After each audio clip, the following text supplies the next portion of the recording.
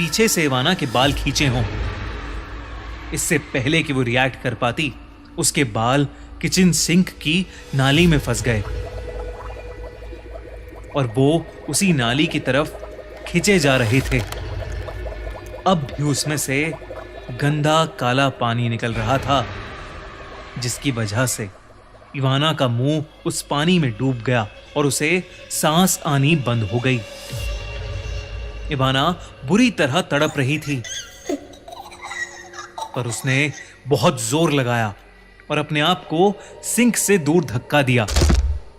वो उस kitchen sink के चंगुल से तो छूट गई, लेकिन उसे बहुत तेज दर्द हो रहा था।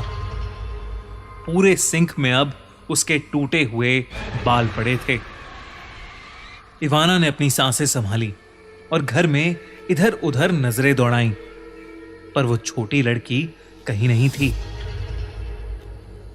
इवाना को समझ आ गया कि वो छोटी लड़की कोई आम लड़की नहीं, बल्कि कोई बहुत बुरी शक्ति या शायद कोई आत्मा है जो उसके पीछे लग गई है। उसने फौरन अपने हस्बैंड को फोन मिलाया और उसे सब कुछ बता दिया। उसके पति ने कहा कि वो मदद के लिए किसी को भेज रहा है, लेकिन तब तक इवाना को फौरन वो घर छोड़कर पड़ोस में चले जाना चाहिए।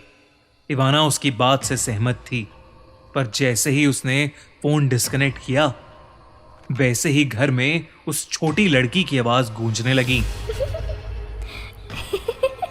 मछली मछली जल की रानी है, जीवन उसका पानी है। हाथ लगाओगे तो डर जाएगी, बाहर निकालोगे बाहर निकालोगे तो मर जाएगी। और अचानक वो लड़की इवाना के सामने आ गई और उसका गला घोटने लगी। तभी इवाना के दरवाजे की घंटी बजी और जोर से दरवाजे पर खटखट हुई। उसके पड़ोसी उसकी चीखें सुनकर वहां आ चुके थे, पर वो छोटी लड़की अभी भी इवाना का गला घोट रही थी। तभी एक हट्टे कट्टे पड़ोसी ने दरवाजा तोड़ दिया और वो सब अंदर घुस गए और उन्होंने देखा कि इवाना के गले पर लाल निशान है और वो खांसे जा रही है। वो छोटी लड़की पड़ोसियों के अंदर आते ही कहीं गायब हो चुकी थी। इवाना के पड़ोसियों ने उसे पानी पिलाया और उसे शांत कराया। उस रात से करीबन हफ्ते भर पहले ही इवाना और उसका परिवार कहीं घूमने गए थे। वहां पर घूमते हुए इवाना का पांव जमीन में पड़ी एक अंगूठी के ऊपर पड़ गया था और उसे इवाना घर ले आई थी। इवाना ने देखा कि अगली सुबह वो अंगूठी उसके हाथों से गायब थी। उसे समझ आ गया कि उस लड़की की आत्मा का कनेक्शन उसी अंगूठी से था।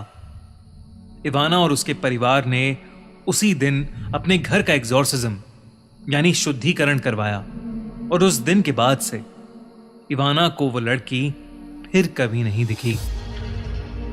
पर अब इवाना रोज रात को अनजाने में हुई गलतियों की माफी मांग कर सोती है।